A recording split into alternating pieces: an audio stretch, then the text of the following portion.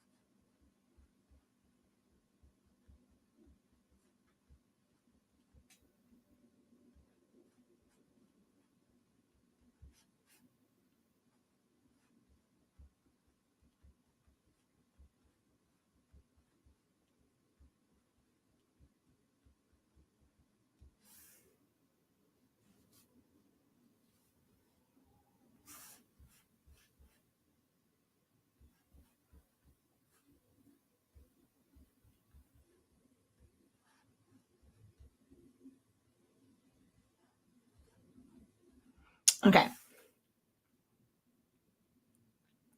Let's go select all. Let's go copy. And I just realized I typed all this out. I have a whole post over here ready to go that chat GPT because it makes it so much easier when I just tell it what I want to do. And it gave me a whole thing for sharing and I'm not even using it because it's not on my phone. Well, actually it is on my phone. I could go straight to my chat GPT app and copy and paste the one that it gave me. It says, we're talking all about templates, bundles, pre-made designs. But here's a weird question. Do you actually need to learn? Okay, no, that's the video description. Where's the Facebook post? That Facebook post is pretty long though. If your business is based on custom orders, is learning to design actually necessary? Or can you just stick to using templates and pre-made files and keep it moving? I'm going live to break down why design skills matter, even when you use templates, how simple tweaks like fonts, colors, layouts can completely change the quality of your work, why understanding your design program saves you time, frustration, and money. Like these are all things that I was just talking about these things last night in the Creative Lounge. If you missed it, you missed it. Gave you guys opportunities to hang out with us live. I might do it for the next session. We'll see. Listen, there's nothing wrong with using templates. I use them too. But if you don't know how to adjust, elevate, and fix things when they go wrong, you're setting yourself up for headaches. In my case, migraines. Let's talk about what it really means to run a custom business in today's market.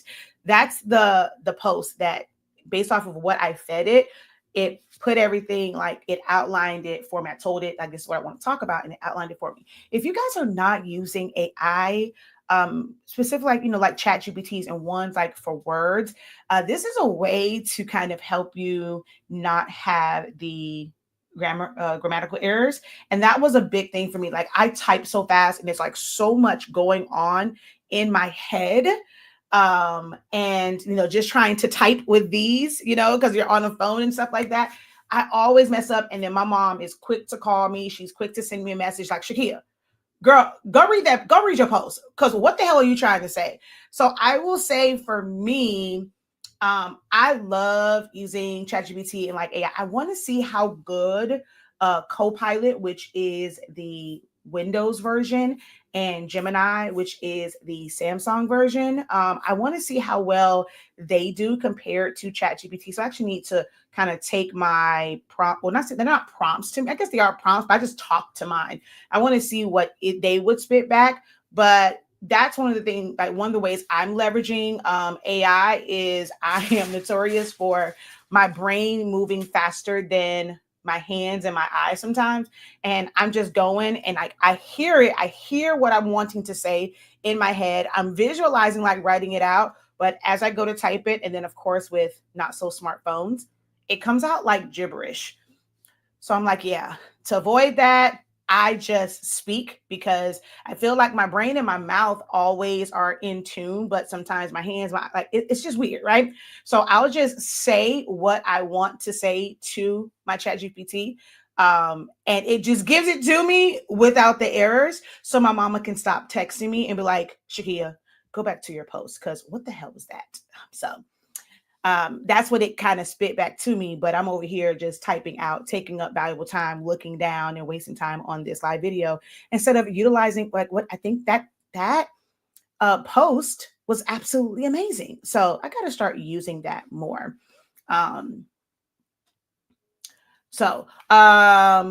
did you read the post?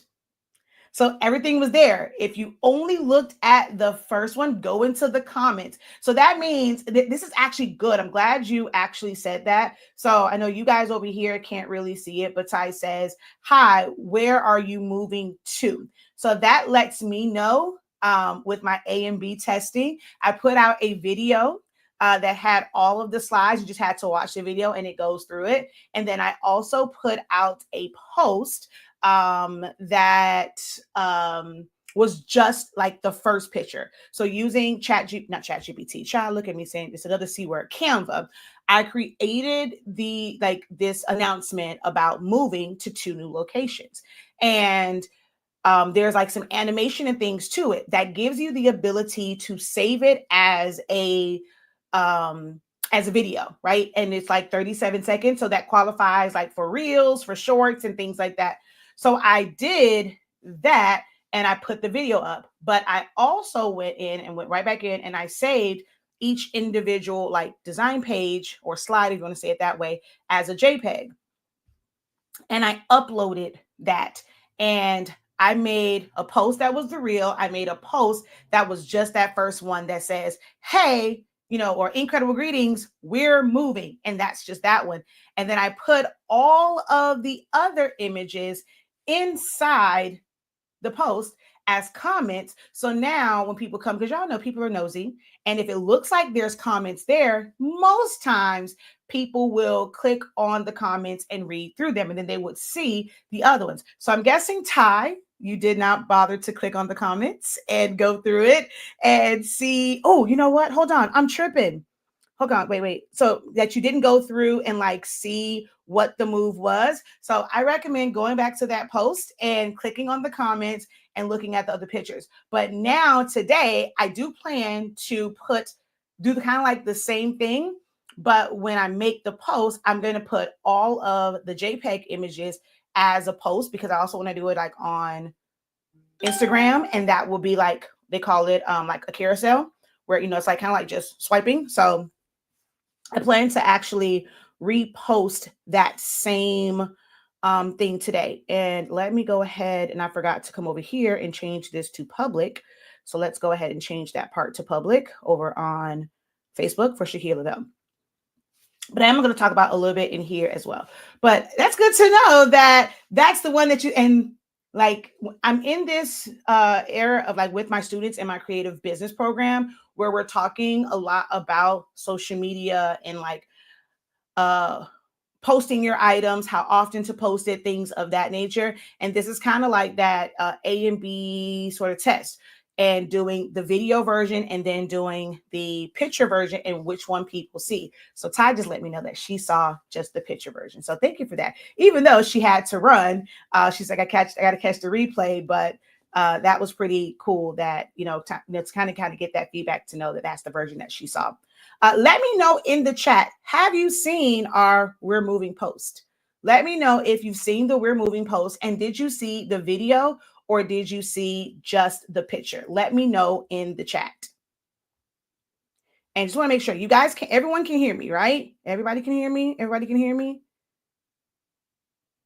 Can you guys hear me? Because I'm trying something out, but to be honest, I knew the video works, but I don't know if it's picking up for both mics. So let me know. Can you guys hear me? Okay, you can hear me over there. Yo, I cannot wait to tell y'all what I am doing, Akeisha, tonight. Oh, I'm so excited. I just can't hide it. I'm so excited for tonight.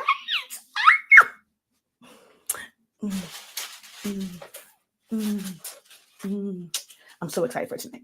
Okay, so that's done. But let me that little Facebook post. Let me go over here to my chat GPT on my phone, and I need to go ahead and grab that because that's actually pretty good, and I need to use that when I'm sharing and stop playing around. Oh, wait a minute. Why are you not popping up over here? Okay, let's refresh. Let's refresh. There we go. Let's refresh it. Okay, so they said over here, I saw the video post. I saw the video. Okay, so let me know over here, which one, if you guys saw it, which one did you see? The video or the one that was just the static picture?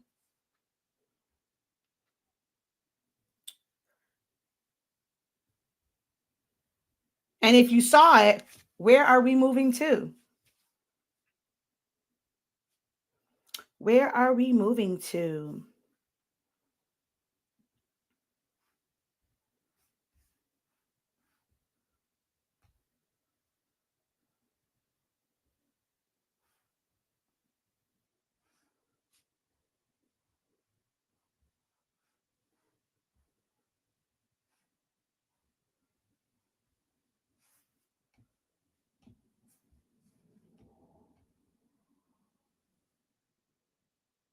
Oh, baby, prepare to be sick of me. Oh!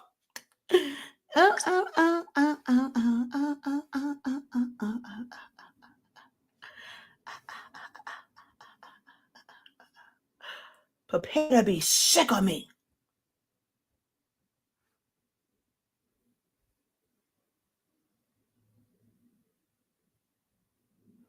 Oh, wait.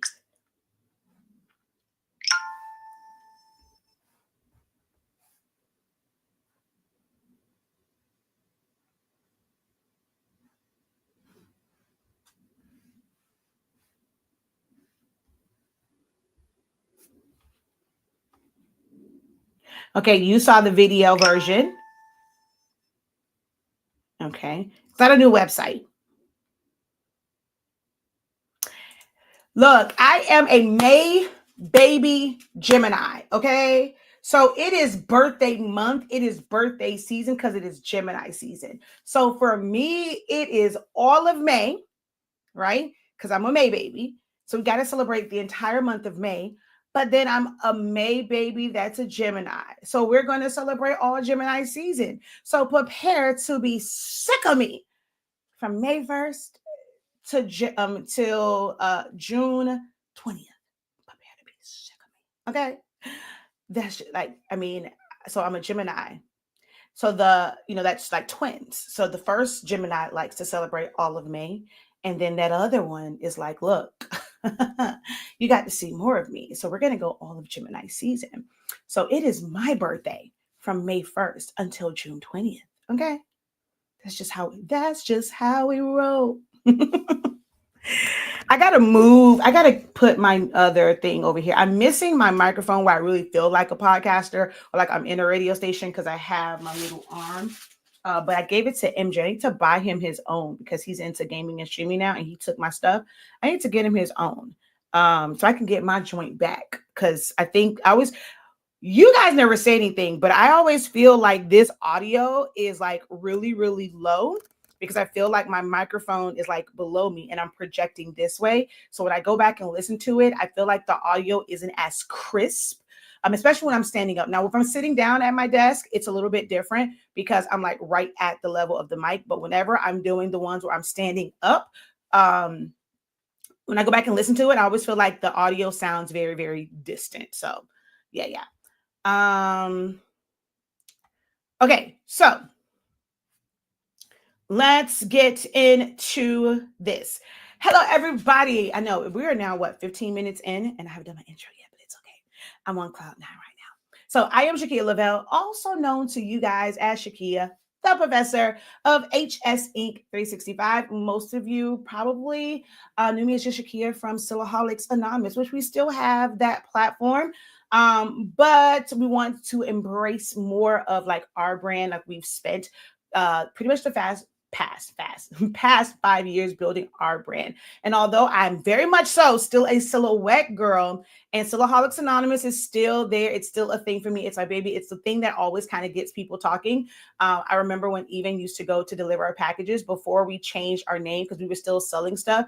Like the label and all those things would say Silaholics Anonymous, and then they would ask him at the post office, like, what is it that you do? Because when it comes to like anything with holics on the end, like alcoholics and narcotics, and like all these different things, like those with like addictions. And then the anonymous, they used to think that we had like a support, which we do have a support group. Like that was the whole premises of Silaholics Anonymous, to be a support group for those who were learning silhouette and things of that nature. And I might need to leave. Maybe that's what I need to do. I'm in this space of trying to figure out not a rebrand, not necessarily a pivot, because I'm still on brand for what I want to do. It's just with the way that things are changing, I just need to make adjustments for how people are thinking now and like what they are gravitating to. So people always say words like pivot, and it's like, I'm not really trying to pivot because I'm going to stay on brand. It has worked. I'm not like the Blockbuster people who should have gotten into like streaming and well, not like streaming, like when they had like Redbox and all of those things. Like Blockbuster should have been the person to put out that box versus letting other people kind of come in, because people were still like renting and stuff like that. I feel like Blockbuster should have had one of those like little movie things. And then like now, I don't know, we don't see them as, I think, is there still some of those? I think there might be one still at my Walmart. But like when it came to like the Redbox thing, like I love that thing. Like that, we were watching movies like crazy when it came to that. But like Blockbuster, Hollywood Video, they didn't try to transition to that from people coming in and getting like the DVDs or like VHS and stuff like that, to where people had these kiosks. So they kind of, that business. Now, the owners and the creators, they're still very much so rich. So I was having a conversation with ChatGPT today about that, where like if people see like a business has failed, and it's like maybe that business model has not worked out, but the person themselves is still very successful. So don't be thinking like, okay, that man went bankrupt, he now living under a bridge. Like they're still very successful and rich. It's just that they did not keep up with what was going on and how distribution of movies and things like that was changing. And then of course, when it comes to like the streaming stuff, like I feel like Blockbuster should have been like that Netflix, where you're going to take this library movie, you already have like the rights and things to sell it, you should have put this into like streaming. So Blockbuster kind of, I think, missed the ball on that with doing that transition, but the owners themselves still very successful and went into other business ventures. But anyway, I say all that to say I'm in a period of like that, like trying to figure out how to take what it is that I do and make it work for how people are consuming information, what it is like they want to do. Like I feel like now, because of so much like AI and things of that nature, and sites like Canva, where and we're really more so like the AI portion of it, like in the Mid Journey and Chat GPT, people being able to just type in a prompt and it's going to just give them this type of design. And especially now, OMG, Chat GPT and its update to where you can type out words and it's spelling it correctly and keeping it like on theme. Like it's not like the fact that it's spelling words correctly now, like it's just that whole AI image generation is just getting better and better and better. And we're not having all of the misspelled words or extra letters and things. Chef's kiss. But with the onset of that, people want quick designs, and learning design programs seems like the long way now. Like, oh, that's like, oh, that's played out. Like, why should I learn design when I can just go and just do do do do do do and it's gonna pop up for me? But what, like, that only takes you so far. Like, it's not giving you like everything. So you still have to know how to edit. And so that's the lane that I'm trying to figure out how to reposition my messaging in teaching, and why it's important to still get that knowledge, but it's just so hard because everything now is just fast paced. It's like instant gratification, being able to order your groceries and have them delivered, to your house where everyone has access. Before, that just seemed like a luxury thing. Everyone technically have access to that. Having people just deliver your food and to come like to Uber Eats and DoorDash and all these things, being able to type in a prompt like I did here on ChatGPT, and it gave me a description that I can copy and paste. Everything is so fast paced now that I feel like sometimes it's hard for me to do what I love to do, that I know is still something that is very, very necessary. Because even with all of these advances, they're just a tool to help me get there faster. I still have to do tweaks and do certain things. So I'm trying to figure out how to reposition that. And even if I can't really tap into the design side anymore, if you guys don't want to really learn that, it's the business part too. So that I'm leaning more into, okay, once you do all this stuff, even with the AI and all those things, what do you now do for business? And the other part of like all of the image creation, all of those things, and all these different AI apps is, yes, it's instantaneous, but things I've said for literally the last 10 years, you cannot save time and money.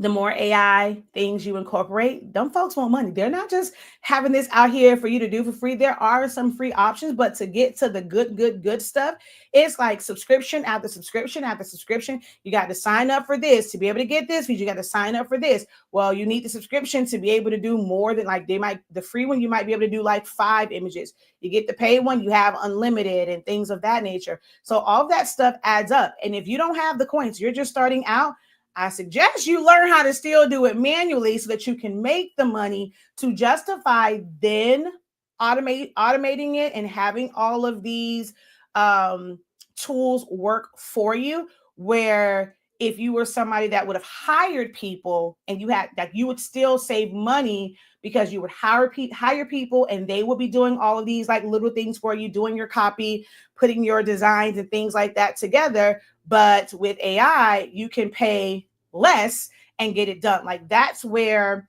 that scaling comes in at when it comes to AI. But people are not seeing that. AI is expensive. The more AI agents you have to do different things, the more money you are paying out. So don't think that it's just going to make your life easier and everything is just going to be hunky dory. I don't need to learn this because it's going to be free. You cannot save time and money. So if you want it to be automated through AI, one AI app does not do everything, and you have to pay for this, pay for this, pay for this, pay for this, pay for this. So it would behoove you to learn how to do some of these things manually in free softwares. Okay. So exactly, you still have to put it all together. But I'll say all that to say, we're still Stillholics Anonymous. I did all that, like, we were not a whole 10 minutes and still didn't do the intro, but y'all know who I am. But HS Inc. is our company. That is the shortened version of Honestly Speaking, the best sublimation paper and ink. Our sublimation paper allows you to sublimate as low as 365 degrees, as fast as 30 seconds, no butcher paper required. I implore you guys to go through your spam folders, okay? Even if it's an old email, I need you to go through your spam folders, your junk mail.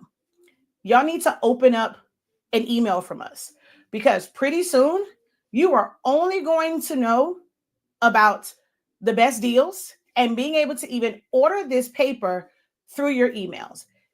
Y'all gonna think I am absolutely out of my mind when you see the way these prices are going to go.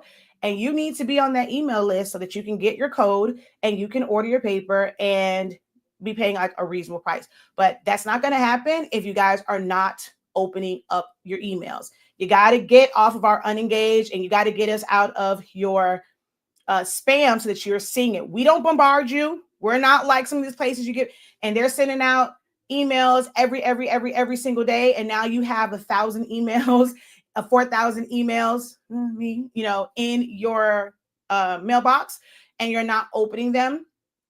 Things that are important to you. If you're someone that does sublimation and you know you need the best sublimation paper in the world, don't put us on the back burner. We need to be at the top of your inbox. And when we send out something, it's of importance because we don't bombard you with a bunch of unnecessary emails. So make sure today, right now, go into your spam. If you feel like you haven't seen an email from us in a while, go into your spam.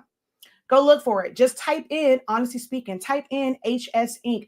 Type in 365 because it'll come up for HS Inc. 365 and anything that came from 365 Creative Academy. Get us out your spam, get us out your junk, and put us in your inbox so that when we release things and you have that communication, you will have that code. Okay, so someone says best sublimation paper, A to the man.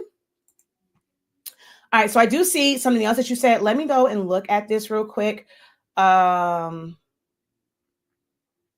yeah. So, okay. Can I be honest? Can I be real honest with you? Can I be really honest? We actually did put some out. When it comes to we have a small, not say small, we have some of 8.5 by 11 and 13 by 19. We have an overstock of 8.5 by 14 and 11 by 17.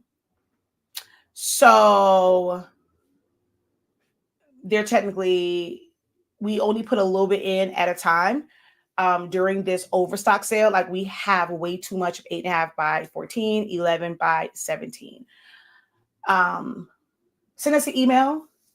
I just might be able to go ahead and create an invoice for you if you want 13 by 19. But right now we're pushing those. I know you're like, I need 13 by 19. But as far as a restock, based off of what your question was, once that does get really, really low, we are not, and you kind of heard, if you were on from the beginning, kind of probably heard me talk a little bit about like transition and things of that nature. I love sublimation.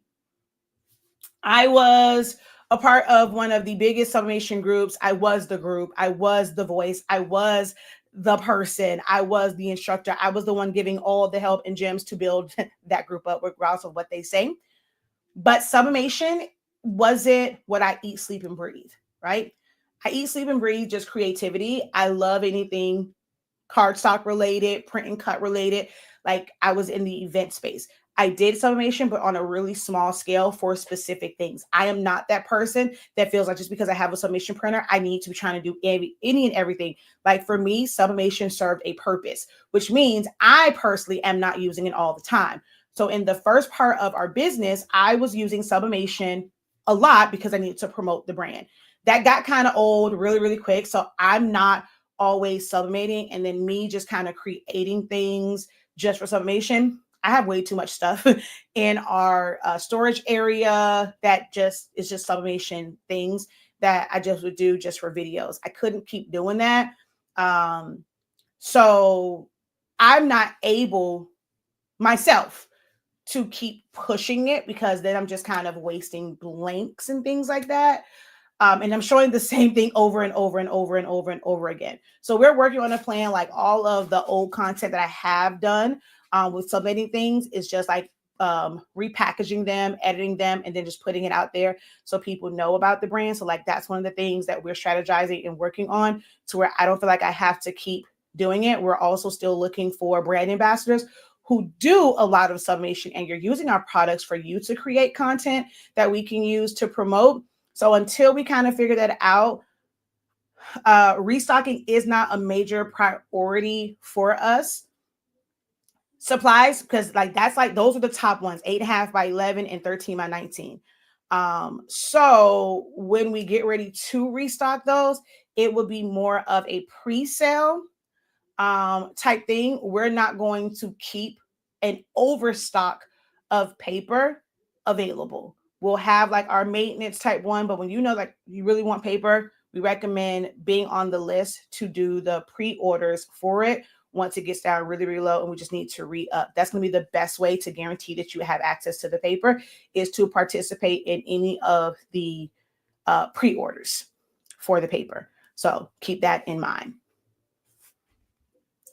I've made sublimation easier for everybody. I have made sublimation easier for everybody, but for some reason, people just have not realized that. Like, who wants to sublimate at 400 degrees? Who wants to wait a whole 60 seconds? Who wants to put butcher paper on top of everything and then have to put it on the inside and have to lint brush and have to tape and do? Who wants to do all of that? And no matter how much I screamed that to the mountaintops, I thought I was doing a great job with like marketing and getting that across, but I guess I wasn't doing it enough or doing it the right way. I don't know. Like, I don't know why people want to struggle when it comes to sublimation. I just don't know why. I think you guys like to struggle. I think you want, when you make it, you want to be able to be like, oh my God, it was just so hard for me. And I had to do this, this, and this. And I baked underneath my heat press for hours and hours and hours. And it took so long for me to build this business with my blood, sweat, and tears and all the sweat from my heat press because I was sublimating at 400 degrees. I think you guys want that struggle story for when you make it, and you can be like, okay, well, I had to do X, Y, and Z instead of just making your life a whole lot easier right now. I really think that's what people want, because they're not enough of you guys. You guys are not telling enough people, like, look, you ain't got to be on the struggle bus. Go get that paper. Get it done quicker, faster, better, more efficient. Increase your profit margins by simply having this paper. Like, but I don't know. So, but anywho, the 13 by 19. So email me. I might be able to hook you up if you need some. But as of right now, look, I'm being very transparent. We got to get them 8.5 by 14, 11 by 17 numbers down. Yeah. So we'll like the 13 by 19, 8.5 by 11. That's going to be reserved for the people who are on the email list and they're actually engaging with us, because yeah, we got to get them other numbers down first. It's too much. You guys are sleeping on 8.5 by 14 and 11 by 17. Now watch, if that's gone, right? And we're like, okay, all y'all want is 8.5 by 11 and 13 by 19. We carry just that. Watch, everybody gonna come out the woodworks for the 8.5 by 14 and 11 by 17. Watch. But anywho, we sell that paper. We have classes, all that. This intro, this live has gone off the rails. It's okay though. It's okay. So see, thank you for the people over here that are keeping me on task. Like I'm gonna leave over here. I'm gonna come over here because it says, yes, you still need to learn to design. Templates only help you with the particular template you are using.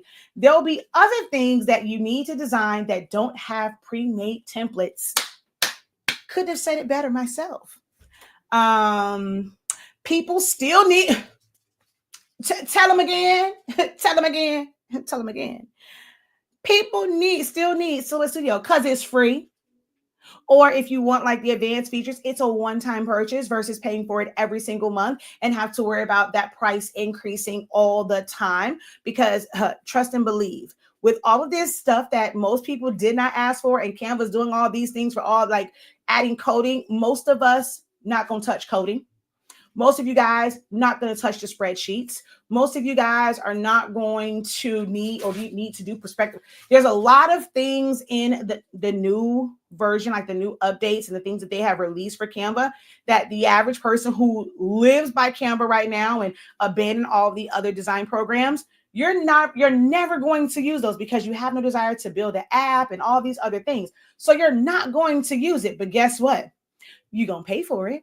You think them people are adding all of this technology? They have all these really smart coders and people in tech. Them folks got to get paid. So if you think that price for that subscription is not going to go up, you have another thing coming. Oh, the price is going up. Trust and believe the price is going up. Okay. But something like Silhouette Studio, it's free. You pay one time for the upgrade to be able to have access to certain things, and you ain't got to worry about that.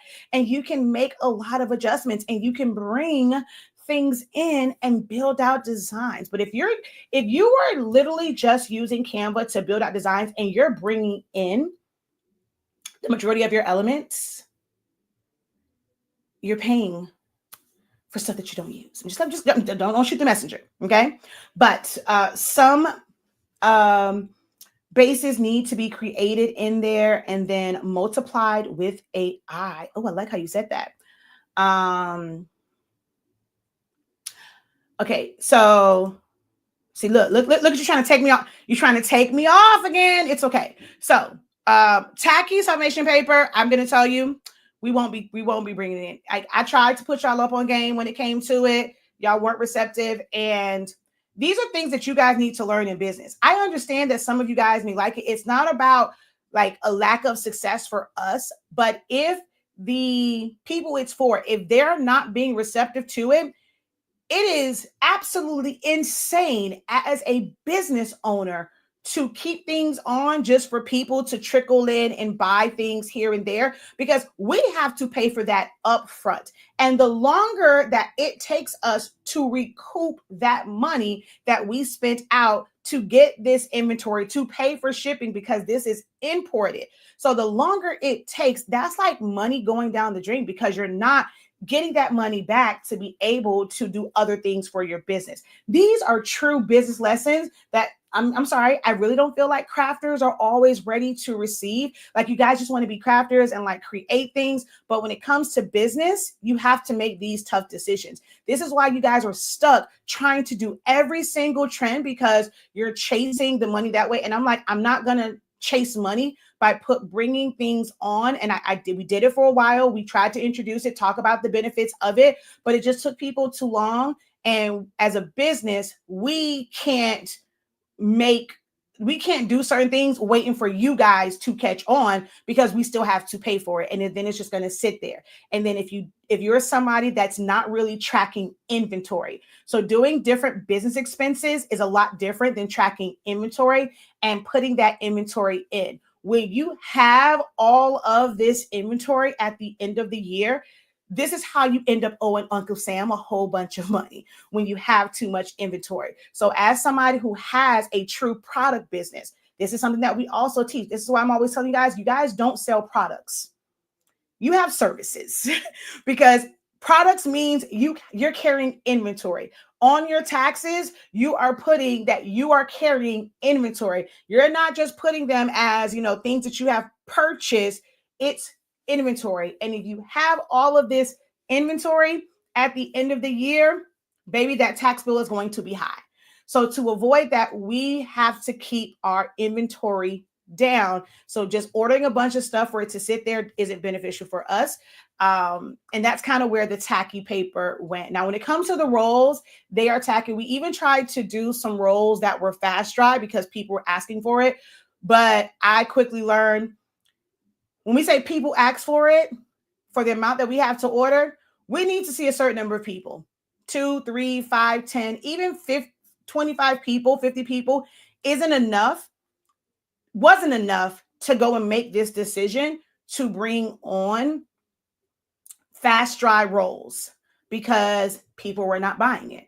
And so we just end up with a bunch of it. And luckily we had some people that came and kind of like really brought a good amount of it, but we sat on it too long. But if you want to get it from another company, which, hey, we're not selling it, so I don't really care. I'm never going to tell you a company to go to, but if you're looking into tacky paper, here is what tacky paper does. So for those, I know this says design, and this is kind of crazy that I'm always kind of having certain topics and then y'all coming for something else. When I'm talking about summation, y'all don't show up.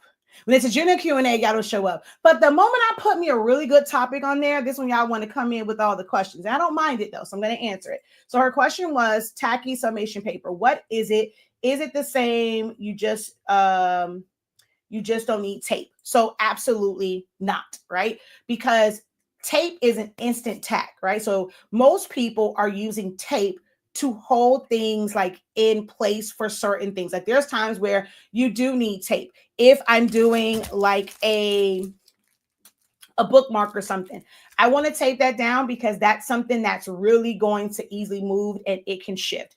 I was doing a grad cap topper, and the best thing for me would have been to tape it down because the moment I pulled the heat, like it just kind of messed up because of how small it was. And that's sometimes when you need tape. Like if I'm just doing like a design on a shirt and it's like really, really big, I'm not using tape. The way our paper is, it's not really needed. So tacky paper is great for things like stoles. So whenever I'm doing stoles, I'm going to use the roll, which is tacky, because my heat press is 16 by 20. But because I use 72-inch stoles, this is like 36, 30 something, whatever, like for each side. So that means I have to press it in sections.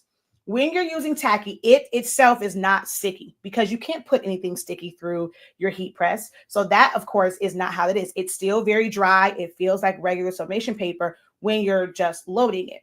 But once you heat it up, there is a coating on it that is activated by heat and pressure, and it's going to stick to your polyester fabric where you pressed it at. So now I can rotate my whole stole and I don't have to worry about it slipping and falling. And now things are like shifting because that stays right there. And I can move it a lot easier when it comes to that, right? So I'm going to move it and then I'll be able to press it. Boom. We're going to have really, really great great outcomes and not have things shift. Like that's one way to use it. Some people experience a lot of ghosting, especially if they're hesitating with putting their heat press down, or let's say they pressed it and it didn't come out like so great. So they want to kind of give it like a couple more seconds. If you're using the tacky paper, because it's going to stick to it and it's going to stay in that area, if you want to hold it down, take a little peek, okay, did it go? No, we can put it down. It's not going to shift and move because it's stuck to the fabric in that area that you didn't pull up. So you'll be able to pull it down, get a little bit more tact, a little bit more release on it if needed, and you don't have to worry about it shifting. So it creates a temporary tack on your fabric once you press it. But there are people that will use if it's something that's small, let's say if I was doing a small patch, even if I'm using tacky sublimation paper, because that is small, I would still tape it down, even though I'm using tacky sublimation paper. So hopefully that makes sense. Okay. Thank you. I tell everyone I know about you and how amazing you are. Been with you over 10 years. Hi, Kat. How are you? So, MJ did well because I know like you're the one that was like in education, right? And he got a 5. So him and my niece actually had a 5 on their reading. So I think you were the one that's like you'd have loved to teach him in school, if I'm not mistaken. But yeah, so he got a 5 on his reading fast test. So they already stopping people that don't have pro being able to use templates that they buy that has pro features. So, okay. So how you wrote that is kind of true, but not true, right? So I know some of you guys have probably seen this. I was wondering why my color looked weird. My overhead light isn't on. Let's turn that on, shall we? Okay. It's a little brighter now. I was like, I'm looking at this because, okay, my playback monitor is down here. But when I'm talking, I'm trained because, I've done theater and I was on like the morning announcements, TV, stuff like that. So I'm trained to like look directly into, I want to look into your eyes. I want you to feel like I'm looking directly at you when I'm talking. So I look directly into the camera. So I don't get to see my monitor because it's down low. I need to have one that's like right here to where I'm looking ahead and I can see the monitor. But for now, it's down here. So I happen to look down. I'm like, why it looks so dark? Overhead light isn't on. So now we should be a little bit brighter. Okay. Anywho, so with the Canva update, so I've seen that one pause sidebar. I'm trying to figure out where did this post come from because it's literally the same post Like, it's not like, which had me kind of like wondering, was this real or not, right? I don't see where several people got this message from Canva and everybody is posting, yo, I just got this message from Canva. What is going on? I am literally seeing the same exact post shared all over Facebook. I don't know. It might be on Instagram. It might be on TikTok. I don't really play in them streets as much, but I'm definitely in these Facebook streets. And it's like everybody is literally in an uproar because they took a screenshot of the same post and everybody's reposting this. Where the rest of y'all emails at? Because I know I pay for Canva Pro. I also have a free account. I went to both of those emails. I didn't see an email from Canva with this information on it. Did anybody else? So maybe I'm missing something. Like, did I get left out the group chat? Did any of you guys actually get an email from Canva about this change? I looked on the app. I went into settings. I went into their terms of service. I'm checking emails. I'm checking junk mail. Where y'all got this from? Please explain to me where did that? It's giving very much. This was created via ChatGPT, and y'all are putting people in an uproar.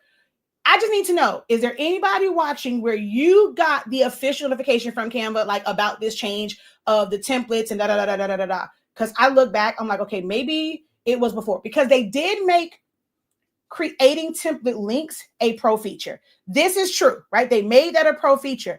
But I'm trying to figure out, where did this information come from that this whole free da da da? Did anybody else get it? Or is everybody in uproar about that little black post, with the writing on it? And I just need to know, yes or no, did you get that message sent directly to you? Thank you. Learned something new today. Tacky submission paper. Yep. It's a thing.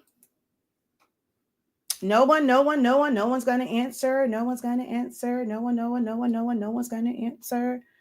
So does that mean no? Does that mean no? Because see, I'm a skeptic.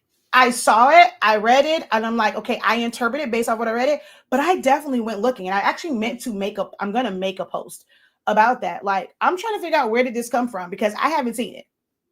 And I've been with Canva for a really, really, really long time, and I don't see it. And I've looked high and low. I've done a Google search, but most of the Google searches comes back with this post, this thing that comes out. Like, I'm like, where are y'all getting this from? And then somebody, so when I answered it based off of what that screenshot says, I guess somebody said they contacted Canva and that they got this response back. I don't believe that either. And I said it on there because I'm like, this is totally contradictory to what this post, this screenshot of their correspondence says. It makes no sense. And I feel like they're saying it, and you can never always trust customer service agents, because I have talked to customer service agents that don't know what the hell they're talking about, because they kind of like read from a script, and they're also on social media. And I feel like in businesses like that, sometimes what's on social media affects how they kind of handle calls. But I'm like, I ain't seen nothing official from Canva for this, and people are in an uproar. So if you don't know what I'm talking about, let me break it down for you. So let me find the post, because I can find it real easy, because somebody tried to check me. Don't check me, boo. Don't check me, boo. So let me find this post real quick, so I can read this off to you. Check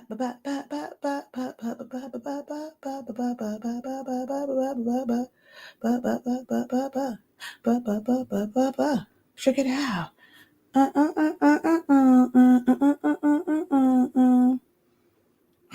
Okay, wait, where did it go? I wonder if that group deleted the post, because now, okay, boom, somebody commented on the photo that I was following. All right. Okay, so because it doesn't show like at the top. So it says something about what's changing, and then it has like all this stuff. But I'm like, where is like the rest of this, right? And people are in uproar calling them bogus. And if I was Canva and this wasn't, okay, are you looking through your email to find it, or are you looking at the email from Canva right now? So what do you mean by that? So it's like, I'm looking at my email now. So are you looking for that post, or did you get this official correspondence from Canva? So I'll read to you what this says, and I'm definitely gonna have to change the title of this. So it says, what's changing? Starting June 2nd, 2025, template links will become a premium feature included for paid users, not for free users. Here's what that means for you.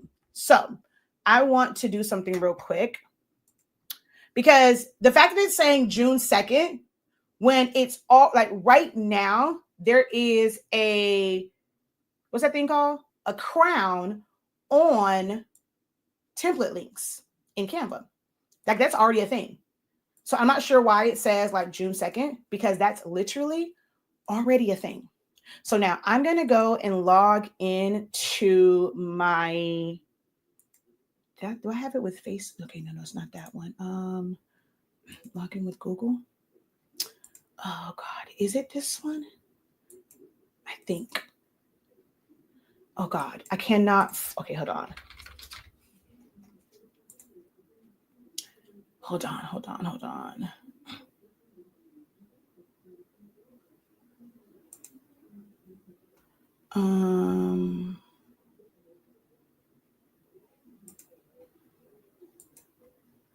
Because I know I have another account, but it's not coming up. Okay, hold on. I don't think it's this one.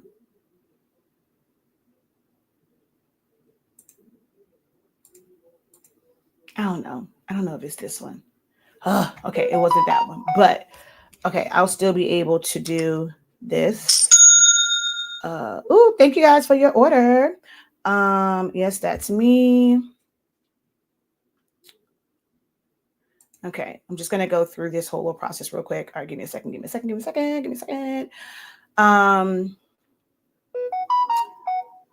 Oh, so now this is something, and I knew I had a feeling, because okay, now the email that I did get from Canva was they were going over the launches. So when like Canva Creates was like probably like a month ago, whatever, somewhere in there, and they only released it to the first 1 million people. Now, so it's official.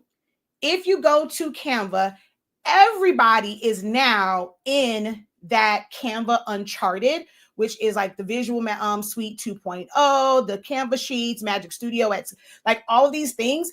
Everyone now has access to that. So we were able to kind of try it out for probably like a month or so now, because I think I was like number 40,000, something like that or whatever. They opened it to like 1 million people. But now when you go on, everybody is going to have access to the sheets, the coding, the da. Right. So actually, I'll show you guys. Let me go present real quick. So present, share screen, entire screen. We're going to go here. We're going to share that, add to stage, and we're also going to go share screen, entire screen, present, share, and add to stage. And we're going to make it so where you guys can all see this. Okay. So you see here, so you're about to unlock the latest launches. So you can go to the homepage to see it, or, it's like continue to watch wishes come true, So you can go and you can watch it, where it's going to show you. This is what we saw. So I like this one, 20 million. So everybody is now able to like unlock it. So I'm like 20 million people, almost 21 million people have unlocked this. So let's go. Okay. The new version of, I'm gonna skip to the end. I ain't got time for this. I've done this already. So this is a free account. If I were to come, let's just say here, and I go to, we're going to go share. We're going to go download. No, I'm sorry. Not download. We're going to see all and template link. This has a crown on it. That crown has been there for well over a month. So this makes me question this email that's going around, or this screenshot saying that as of June 2nd, this will be a thing. This has been a thing for well over a month, right? This is why I don't believe it. I keep telling y'all got to check your sources. You cannot believe everything that's just online just to believe in because it's on Facebook. Like everything that's here is just Bible. That has been a thing for a while. So the fact that this correspondence, this thing says, starting June 2nd, 2025, template links will become a premium feature. They're already a premium feature. Where'd that come from, Harbro? Where does that come from? Right? Included for paid users, but not for free users. Here's what this means for you. Creating template links. There will be no impact for existing paid users. You'll still be able to create template links as usual, but any template links created before June 2nd, create templates as usual, and any template links created before June 2nd will continue to work without any changes, but it's already there. New users coming in, it's May 8th, okay? Happy birthday to my god sister. Happy birthday, Jessica. You're officially a part of the 40s club. So that makes no sense, right? So then it says sharing and accessing template links. And then it says from June 2nd, 2025, free users who share the same email domain as the owner of a template link will need to be on a paid plan to open or edit shared templates. To keep the collaboration and sharing experience easier, we recommend inviting them to join your Canva team. Okay. That part for me was a little bit sketchy, but I'm still like, as far as what it's saying, people were in an uproar. Oh my God, that's going to be totally like, that's not fair. I have an Etsy account. This is how I do my business. I go and I create this. So they're trying to tell me if I create something in here and I put it on my Etsy account, if the person doesn't have a pro account, they're not going to be able to open it. Oh my God, that's going to mess up my business. That's not what they said. That's not what this fake message said. It says free users who share the same email domain. We have several people that have emails. So in theory, that means if someone had, like, if I had mine set up under the professor at hsinc365.com. So I had an account and we had free account, like that's the main account. So we can have all of the different things, right? But then I had an account that is like, let's just say Y Pericles, my husband, at hsinc365.com. If I had admin at hsinc365.com.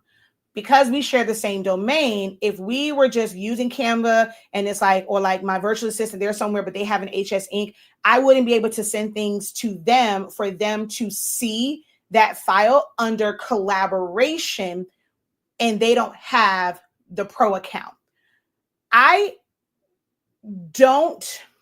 So one of the things that I've never tested, when you do a template link, right? This means that everybody gets a fresh version of it. If someone makes a change on it, it doesn't affect the other 100,000 people you've sold this to. Everybody gets their own version of this that's now in their Canva library. If me as a creator, because I have pro, if I went in and I used a pro feature, they're not going to have access to it. So this is why you have some creators who make digital products and they sell like on Etsy and on their website, things like that, PayHip, Sandstore, all of these things. They will say you need to have a pro account, not because of the templates and anything like that. It's because they did not bring in outside elements. They're using the elements within Canva, and these are pro because they have the crown on it you do not have access to these, or you can access them, but it's going to have like lines through it. So you would not be able to use these. So anytime someone has used even one pro, unless you want to take that part out and then replace it with something else, like once you get it, they're saying for this, you need to have a pro account to basically have access to all of the elements that we have used. That's why some people you have to have pro on there. Okay. But if somebody used all free elements, or they just use Canva as a design platform, they pulled in all of these backgrounds. They got images of Mickey Mouse and Donald Duck and Bugs Bunny and Animaniacs. I'm just showing my age. The Wuzzles. I just went through it with a friend who did not know what the Wuzzles was, and she is 40 some years old. Ma'am, how do you not know what the Wuzzles is? And how do you not know what Fraggle Rock is? I was really disappointed in my friend because she didn't know what Fraggle Rock is. And girl, we are the same age. I'm gonna need you to get it together. What was your childhood like when you don't know what Fraggle Rock is? Okay. So if you're bringing in all of these elements, you're bringing in someone's logo. This has nothing to do with the elements within Canva. You were just using it as a design platform. So you can then resell this, like, and have someone, open this template and everything is going to work for them because you just use Canva as a way to put the design together, the same way that you would use Photoshop, the same way that you would use Silhouette Studio, the same way that you would use Illustrator, the same way that you would use Photopea, the same way that you would use Inkscape, the same way that you would use Flexi. Like, it doesn't matter. Like, you just use Canva as a design element to pull everything together, but you didn't use any of their pro elements. Am I making sense for you guys right now? Let me know if I'm making sense.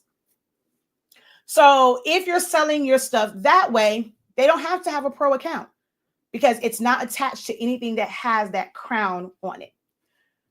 But I think what happens is if you are sharing this file that somebody else can edit, they're not getting their own version of this. It's still attached to your account. And I have done this through, they're educators, so they have the education version, but I have someone that shared an obituary with me. And as I'm changing it, she has it open on her side and she's able to see these changes in real time. There was like 3 of us on this file, right? So I'm going through and I'm setting some stuff up. I say, okay, hey, I rearranged it. We have room for an extra picture. So she's on her end. She's texting the person saying, hey, can you find another picture to add to this obituary because we need to fill out this space. So the other person on it, she opens up the same Canva file that me and person A are looking at. So now person, I'll say B because I'm A, that person's B, we'll say C. They add it. So as I'm talking to her, I literally see this image pop up. I'm able to move it around, put it in there. So we are all on this file collaborating in real time. And so if one of us did not have Pro, we would still be able to see everything because it was attached to the person's account that has Pro. So what they're basically stating now is if you are sharing a file, because there's a difference between a template link and a shared file. If you are sharing that file and they don't have a pro account, they're not going to be able to see it, is what this, to me, fake email is saying. Especially because what happens, they're doing a lot of stuff for business. And I'm gonna tell y'all, I screenshot everything. I was having this conversation with a friend of mine, and I was like, I don't think Canva is really trying to cater to regular people. For them, I feel like they feel like the value would be for people who are in business, they're making money, that they're going to be the ones that's going to pay. I think they feel like the people that are paying for Canva are the people who are using it for business. Just a mom or whatever, like they want to use it to kind of make some little birthday stuff. They're not worried about paying for it. They don't see the value in paying for it. The people who are going to see the value in paying for it are businesses where they can use this for marketing purposes. Someone who wants to create an ebook, someone who wants to create a coloring book, a journal, a planner, so they can sell it like on KDP, they can have it printed out, things of that nature. They're the ones that's going to truly find value in all of these paid things. And I'm like, to me, the way that they're moving, because what average person cares about coding, right? I feel like they're catering this to businesses, right? So this is how I knew they were about to roll this out. I got the email that said, hey, come check out all of the features of like the new Canva. They were basically having a replay of the conference that they had. So when you go and you sign up, it looked like this. So I'm not sure if you guys can see. So, name, that's normal. But you see that asterisk? That meant that you had to put something there. Whenever you see an asterisk, that means that is required. So for company, that was required. So for somebody who is a regular user, I don't have a company, or I'm going to put my job there. Like, what does my 9 to 5 have to do with me using this Canva for like my personal designs? But they had it there where you had to put a company, and it was mandatory to put a company. So I was like, yeah, they're now catering their platform to people in business, to entrepreneurs. So then the next one, what does it say? Company size. So now the ones who are like the company size, what's your role in this business? What department? These are all asterisks. Does that not scream? We don't care about y'all regular folk, okay? We want the people who are entrepreneurs, who have businesses, because they see that like the value in paying for it. We're going to go and we're going to raise this price. We want them to feel like my business cannot survive without this. I am so dependent on this for business. If they take this up to $30 a month, I'm going to figure out a way to pay this because I have so much of my business invested into this. And I really think those prices are going to skyrocket because anytime anybody makes something for commercial use and the whole thing of its business, the price goes up. If you don't know, when you go into a brick and mortar, light costs more. Same electricity, but because you are a business, your rate is higher for electricity. Your rate is higher for water. Your rate is higher for cable, for internet. Because you have a business, they limit the number of channels that you can have unless it is in a private office. If you have TVs in a public area, you have to get certain plans in order to have cable where, like, let's say if you are a hairdresser and you have like an actual, or, like the nail shop and this, that, and the third, they're limited on channels. You might be like, okay, well, can you put it on this? And they can't because they may want to watch TV, have it for their customer. They have something to watch while they're getting their hair done, their nails or whatever, but they're limited on the channels. Even if you have like something in your home, like you are someone that's like in beauty, you have a setup like in your garage or whatever. If that is set up looking like a business and the internet company comes in, the cable company comes in, and you're like, okay, I have this TV because you want to be able to watch TV while you're doing hair, or like, you might, whenever you don't have clients, you want to be able to have like to watch TV and not be in your house. Because you have that set up as a business, they will tell you, hey, we can't put the residential here. You have to get da da da da da. If you're trying to extend your cable from your house into like your business space, they will say, because this is a business, we can't run this in this area. You have to get a totally new account because you're doing business in here. This is not just for you. It's not in a private office. We have to set this up and you have to get a plan that's for public viewing. Most people don't know that when they go into business and think about brick and mortars. Every entity charges businesses more, except for wholesale places where you're buying, you're going to buy supplies and things. Of course, you get it lower as a business compared to being a consumer and buying it at retail. But all of your utilities, you pay more. I really feel like that's the way that Canva is going. Okay. So someone says, this is very true. Even in my country, business internet costs more than residential internet. Telling y'all, these are things I know. So that part kind of like, I understood that. That's why I was kind of sort of believing it, because I'm like, I had already signed up for that thing, even though I was at the live viewing of Canva Uncharted. And I'm like, okay, so they're basically trying to force people to get teams. So this was a really big thing when they changed their pricing early this year, like end of last year, where if you had teams, the cost was a little bit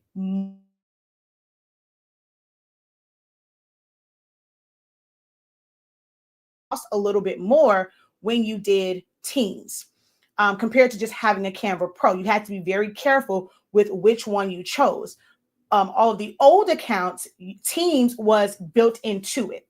Once you had Pro, you had access to Teams. You can go, you can give somebody access to things, and you guys could share files. Well, they changed that, and Teams became its own subscription, and it cost a little bit more. So if you had someone that just had Pro, it's like, okay, they need to pay for Pro, or you need to pay the higher rate for Teams. And with Teams, you're paying a little bit more, but you can have like 5, 6, or 10 people, whatever, like on your team.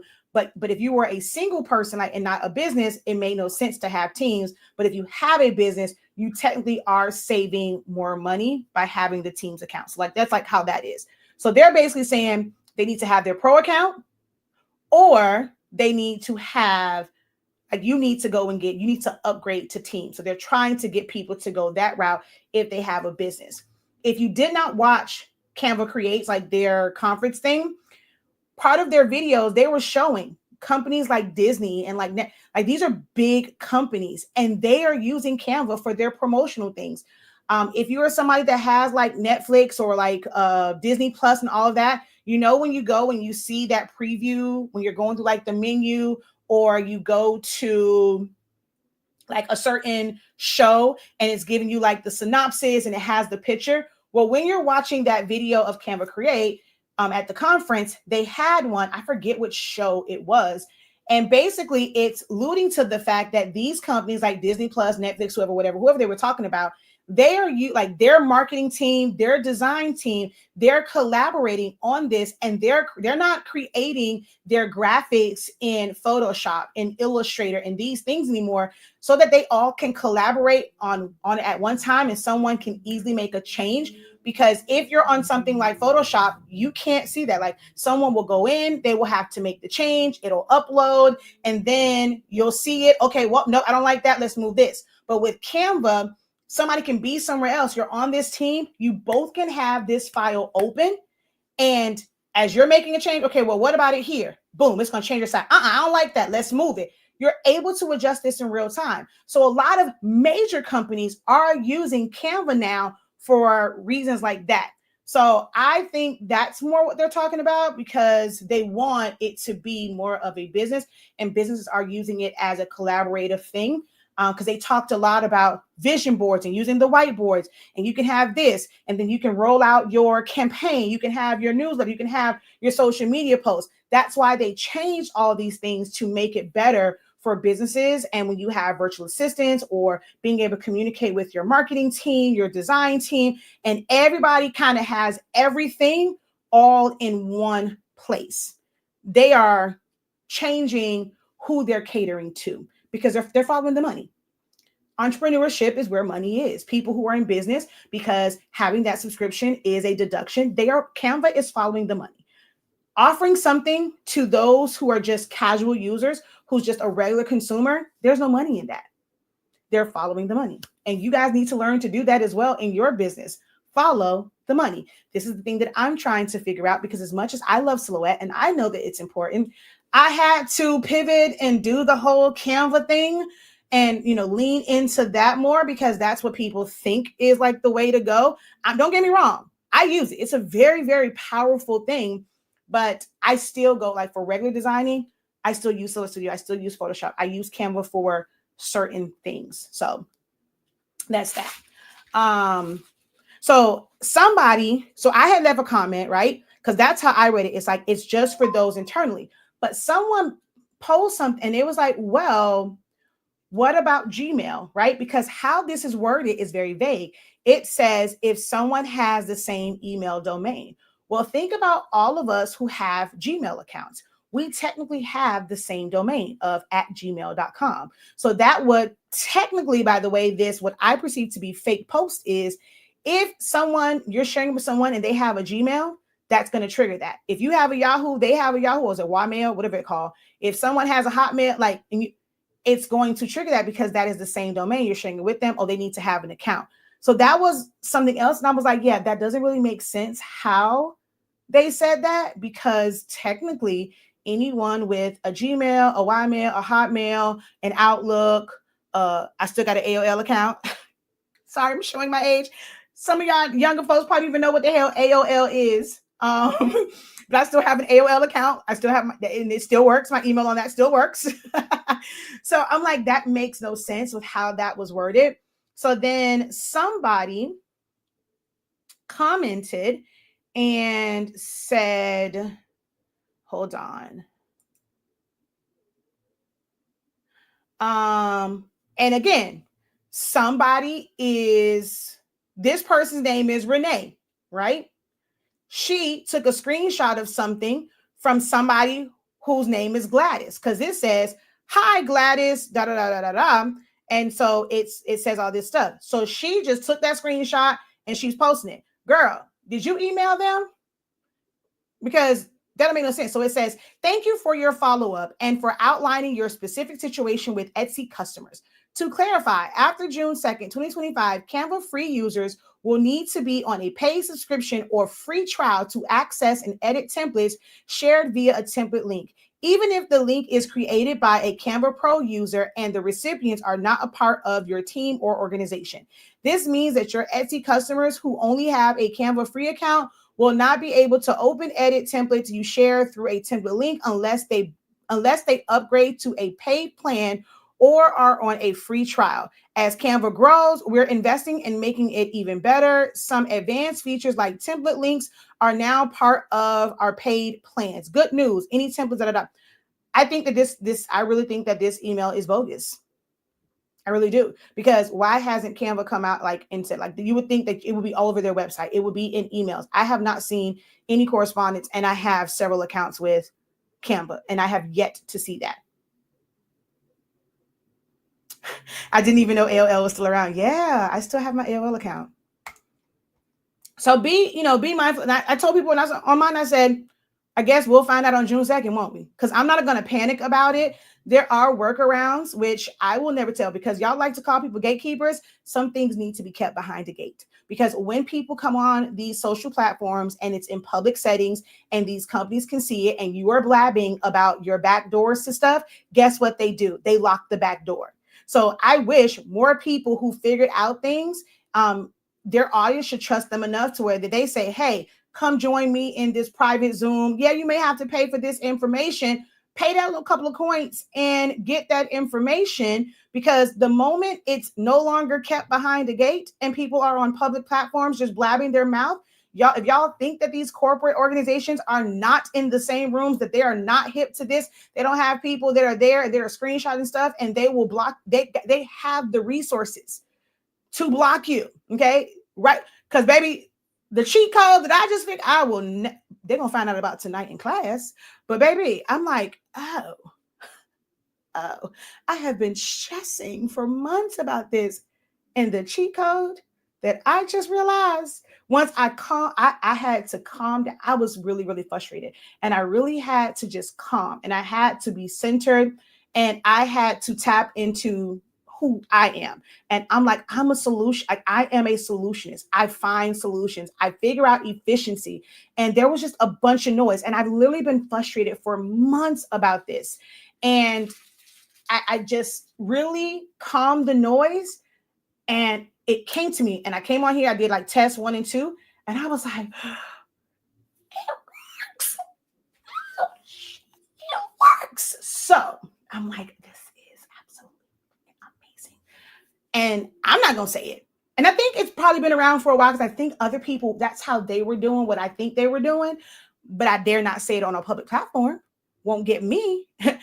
Yes, call me a gatekeeper. I am going to keep this behind the gate.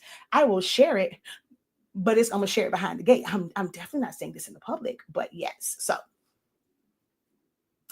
I was trying to figure out the back door this morning. So if this is true, I have a back door for it. But you got to join Creative Business, Creative Lounge to find out what that back door is, or our Canva, our Canva 101. Because actually in Canva 101, I kind of sort of told what the back door was in the Canva 101. Some people don't know that there are certain things that you can do, but I am going to talk about it in our Creative Business, our Creative Lounge. And to me, that's not really Canva 101. So I think when I do my next level of Canva classes, that's when I will release that. But those who are in Creative Lounge and Creative Business, you guys will get the cheat code. If this happens to be true after June 2nd, I got the cheat code for you. I got the cheat code for you. I promise you I got it. Those who are in Creative Business, you will find out that cheat code tonight. Okay.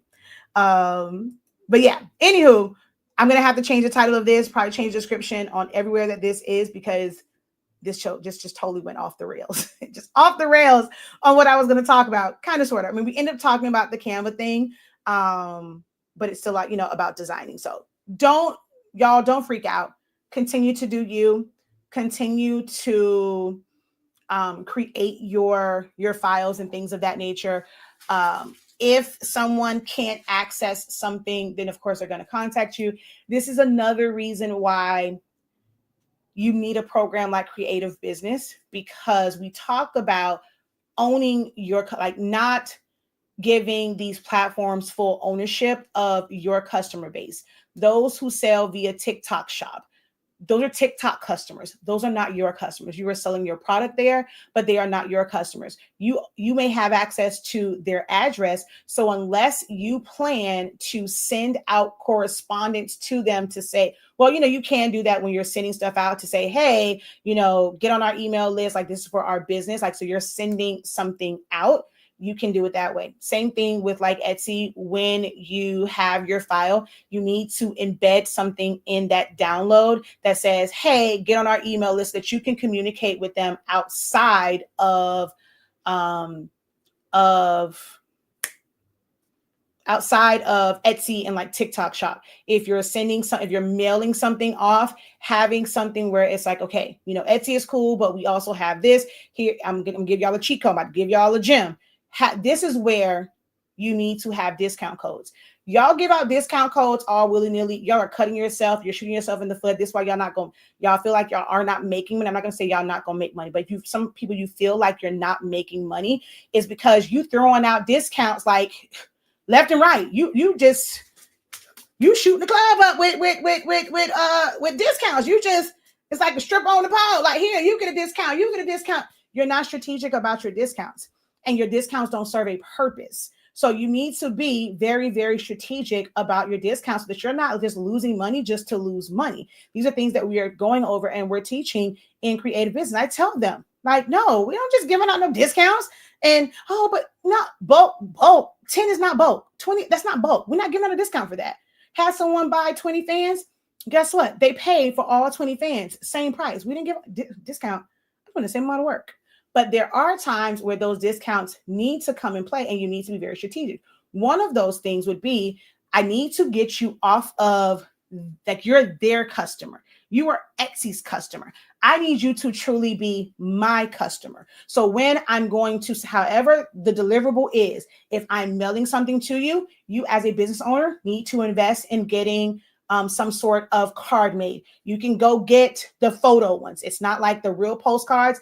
If you want to, just want to go to Walgreens, get a few of them. They always have specials where it's photos, and you're going to basically put your information on there, get that little deal, and you have all these things. It's really pictures, right? You're going to get that, put it in there, and you're going to offer them some incentive to get on your email list, to come to your website, so that you're not paying for each listing with Etsy. You're not paying for the fact that Etsy chose, because you did what you were supposed to do. Your listings look great. I didn't ask you to put me in your advertising, but because you did what you were supposed to do as a business and your page looks great, Etsy wants to look great. So they're going to take your listing and they're going to make it a part of their advertising. And because your listing is a part of their advertising, guess what? You now have an additional fee because it's paying for like the marketing, the ads and things that they're running, because you didn't ask to be on there. There was no opt-in to say, hey, if you ever want to advertise, use mine. In their mind, oh, I'm bringing you more customers, potential customers. You're going to be in our advertising. You're going to be everywhere. So because we're giving you exposure, we're going to charge you more. If you didn't know that, now you know when it comes to Etsy, okay? So if you have something that says, hey, come shop with me on this platform. I don't care if it's a Shopify, a Wix, a WooCommerce, a Stand Store, a PayHip, this, or that, whatever it is, and you want to offer them some incentive. Go, click on here, put in your email, and you're going to get a coupon code that you can use on your next order. Just come on over here. Another play that you can use, you can charge a little bit more on Etsy because of the fees. And when you go and you're providing your deliverables, whether it's a digital file, if it's a physical item that you are providing, you're going to say, hey, you can instantly save whatever the higher percentage is for Etsy. Save 15%, save 10%. By shopping with us here next time because the prices are a little bit lower. These are things that you can do where you can leverage these sites where they have an influx of customers, but you're just using it for leverage. That should not be your end all be all of your business, and you are relying on that. I see a lot of people that want to sell, like they want, okay, I want to create stuff. How do I get my stuff on Canva? Look up how they pay people for Canva. Like you're in a pot. So you'll do all this work and you will technically get kind of like pennies for it.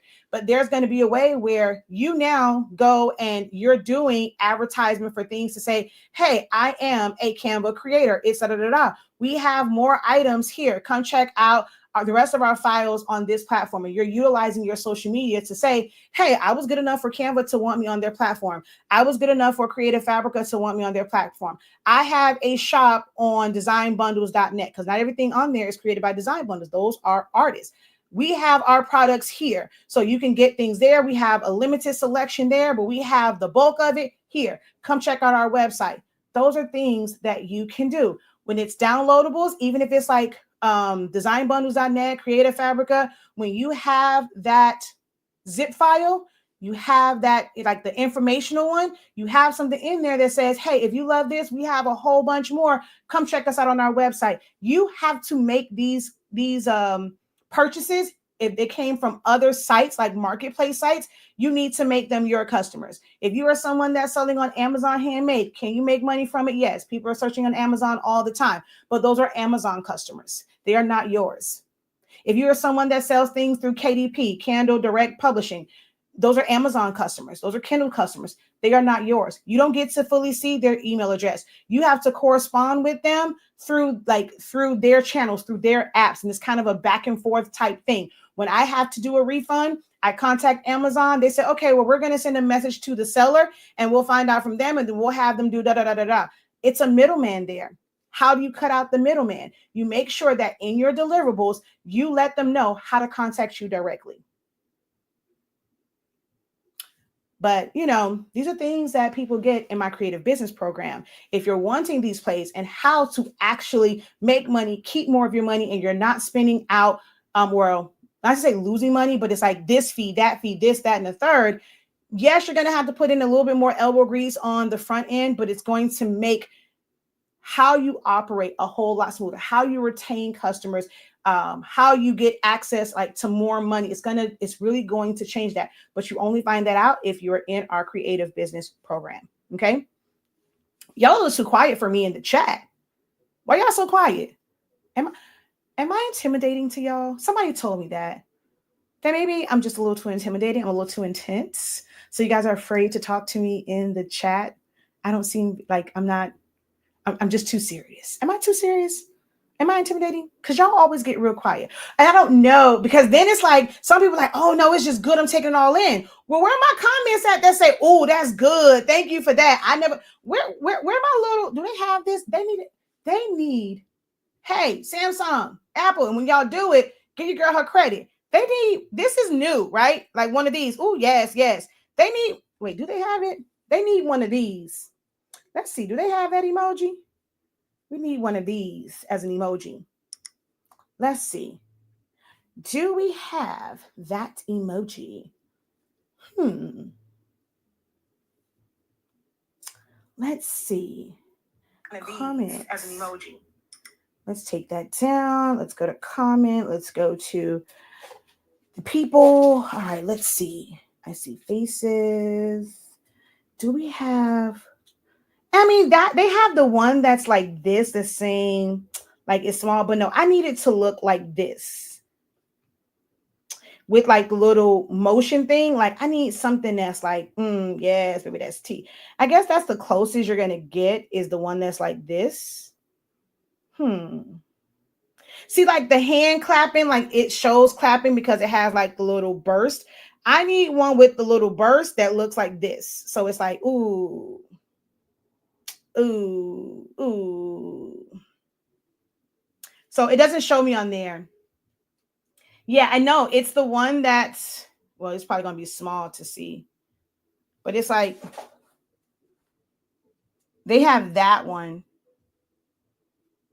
But people normally use that as, that's this small. That to me, that's like that's this small, right? But it's not I need the action to it that, it means, yes, clock that T, clock that T. But yeah, I need something like that so that when, I guess we'll make that the unofficial one. When it's some good stuff and y'all can't really type, I need to see, or at least drop some peacocks. Y'all know your girl dropping gems. Can your girl get some peacocks in the chat? Because I be feeling like I'm on an island over here, and I feel like I'm giving y'all real good information and knowledge that people pay for, and y'all not showing the love back. I need some peacocks. I need some, yes, clock that T. She says 2 snaps in a swirl. That definitely gives me men on film. Oh God, TV was so great in the 90s. In living color, you can do what you wanna do. Everything else is up you. You for me and me. Oh, so in living color. All right, so the information is fire. Thank you so very much. Absorbing gems. Well, let me know some. Thank you for the peacock. Okay, some good information. All right, cool. Because I was starting to get worried a little bit. I was getting worried a little bit. All right, so just so that this is totally not off brand from this title, learning to design is important as a crafter in business. Is designing necessary? I don't even know if I should go into this right now. I don't even know. I don't, because I could always don't have to redo this, and I can reset and I can chop it up and repost it. Like that was the first part because I feel like that was some very valuable information. And now I'm like, thank you for the peacock. I really feel like I should see more than that, but it's okay.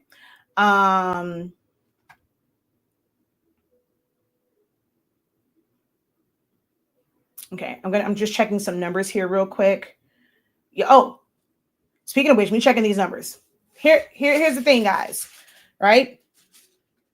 I have spent a lot of time on my Shaquille Lavelle. Like, if you don't know, that is like whenever you kind of have your account, like, in order to create a business page, you do have to have a profile. Shaquille Lavelle is that for me. But Shaquille Lavelle is also my business one. I used to have a personal Facebook where I can just let down my hair. I can just be me.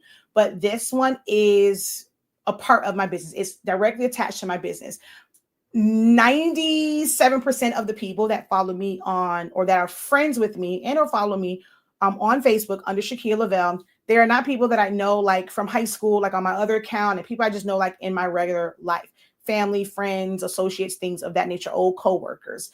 97%, and that's being very, I'm probably more like 98, 99% of the people that are friends with me, follow me here, are ones who are connected with me because of my business, because of me teaching silhouette through Silhouettes Anonymous, through me showing showing up in groups and doing tutorials on sublimation and building out that mega group, through me doing YouTubes and things of that nature, to me showing up on people's platforms. And at one point they're inviting me to theirs, and then, I was thrown out like trash, but it's okay. I still was of value. And most of you guys were introduced to me in some way, shape, or form due to something creative, due to something in business. As of the pandemic, I kind of switched more towards like the business side, where before was like all of the creative side.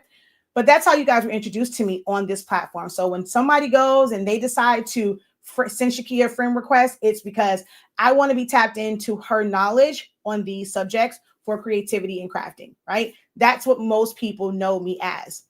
But I need to make a transition because of some of the resources that I would like to use. I would like to be able to use things like mini chat. I'm at a point in business where I need that automation. I cannot do that automation on my personal page, like on the one where you guys send me a friend request.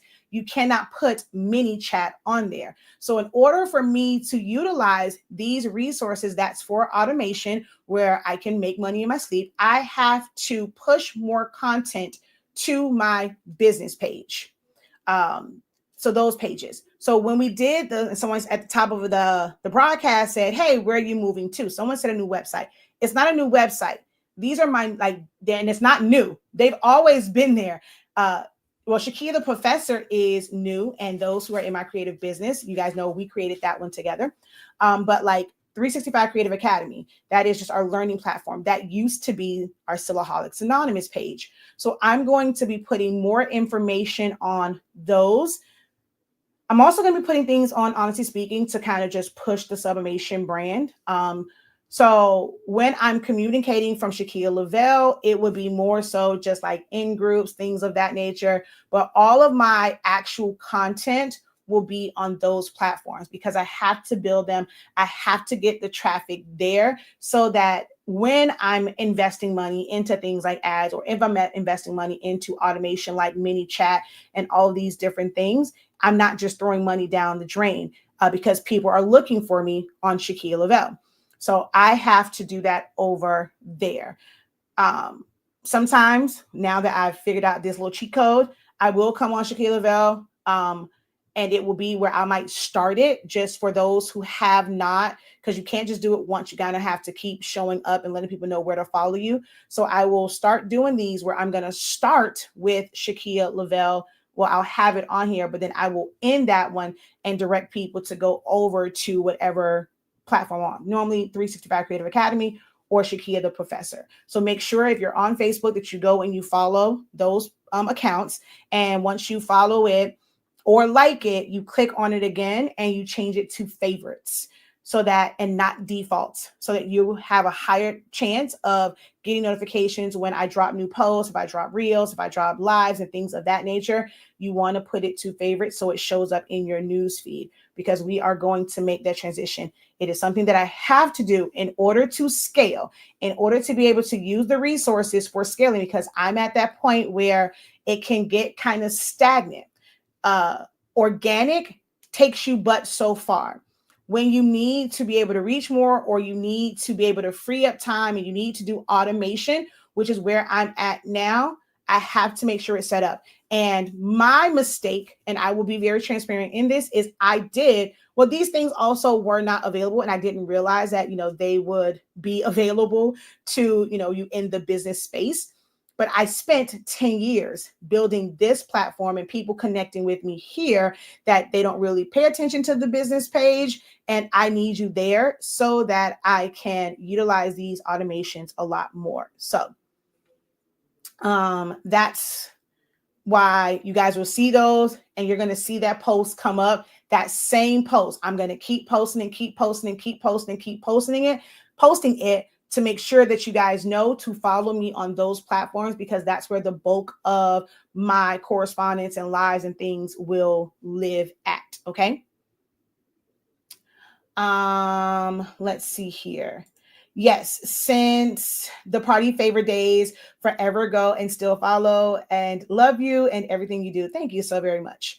All right. So can we do y'all are y'all overwhelmed? Can I talk? Okay, I won't take up too much of your time. Can I talk a little bit about design? Just a little bit? Can we talk a little bit about design? Or y'all ready to go? Y'all need me to release you like you be in church. Like, come on, Pastor. I got food in the slow cooker. You're gonna make me burn my food. Is this the go ahead, take your time, Pastor? Is this the take your time, Pastor moment? Or if it's the wrap it show, we gotta go. Let me know where we at. Am I talking to people where I can go? I can, keep giving the good word, or is go ahead wrap this up, okay? Hang it up, flat screen. Let's go. Come back another day. Can we talk a little bit about design? Y'all let me know. Y'all let me know.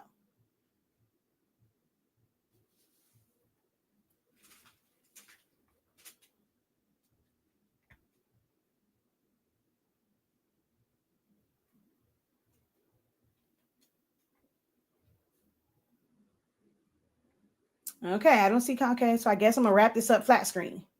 Well, no, what he say? Hang it up flat screen. I love. I watching him on TikTok, and now I find him all over like Instagram and all that stuff. So I love him. Yeah, I think I've overstayed my welcome because we've been on for an hour and 40 minutes. So I think I've overstayed my welcome. So I guess.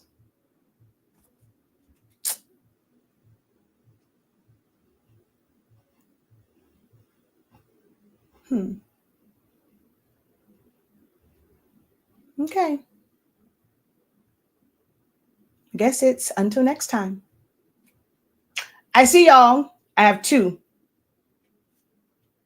Not really enough to warrant staying on. We need a little bit more. I needed to know more people. We're kind of wanting this, or was it just team too much because it's been an hour and 40 minutes?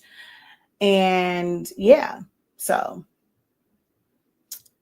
Okay. Well, see over here, y'all hitting on something. Okay. So we're at 1, 2, 3, 4, 5 between all the different platforms. She says, okay, no, come with it. And this is the Shaquille Lavelle and Soulaholics Anonymous side. Y'all aren't talking to me. So does that mean that we need to shut this one down? Do we need to shut y'all down, but keep the party going over here?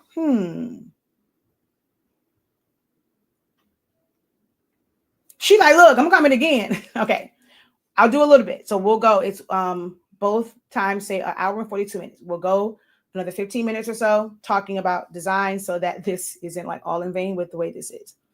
Some people, somebody tried to kind of reel me back in, but I think the Canva stuff was important to talk about.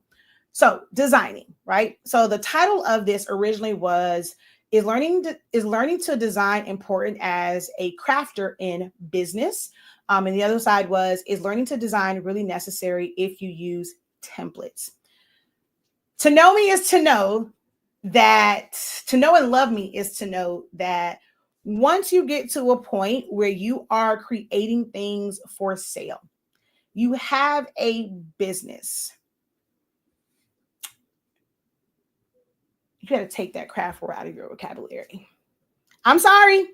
I am sorry to burst your bubble, but you got to take that out. Okay. It's folk who built their platform on craft business. And they are slowly but surely coming over to this side. And they're like now using my favorite word, which I've called you guys forever, which is creatives.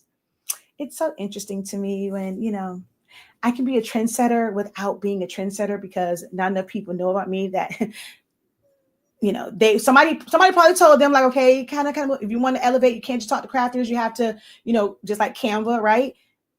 They're not wanting crafters. They're not wanting regular people. They're wanting businesses. They're wanting creatives, people who are spending money or trying to make money. So they're going to spend money to make money. So I'm not big on the crafter word. Crafter to me is hobby. And when I see people say, oh, I want to, what do I have to do to quit my 9 to 5 to craft all day? Crafting all day ain't gonna make you no money. Baby, stay on your 9 to 5 if that's all you want to do is craft, okay? But if you're trying to build a business, get that out your mind. You're not quitting your 9 to 5. You're not figuring out a way to walk away from your job to craft all day. That's not crafting. You want to be able to leave a 9 to 5 to do your own thing and to start a business. So it's like when I see that, how can I tap it? Like the first thing is this is where that mindset piece comes from. If your mindset is still on how do I leave my 9 to 5 to craft all day, you need to stay on that 9 to 5. But now if it's how can I build a business? What do I have to do skill wise, business wise on the back end? Not just like, because if your focus is just on the crafting all day, you're not going to have a sustainable business, because business is about a whole lot more than just what you are doing creatively, right? It's more than just the design portion of it. If you want to walk away from your 9 to 5, you got to have strategies. It is hard. Okay. I stand before you very successful, but there are some days where it's like, oh my God. And then when you have those days back to back, where there have been times where that Shopify don't go ding, that you don't get that email from Thinkific to say somebody signed up for a new class. Those are the days where it's like, but you got to keep working. So if you're just worried about crafting, who are you going to sell this to? You cannot want to quit your 9 to 5 to craft all day. Crafting does not make you money. Strategies in business, how to properly market, how to do these different things, how to scale. That is what's going to make leaving your 9 to 5, your corporate job, worthwhile. Okay. So when I see people say that, it's very, it's like a dagger in my heart. But I will say so how I titled this, because that is a buzzword, right? You can be a crafter in business, but not have a craft business. Joann's is a craft business. Y'all see where they at.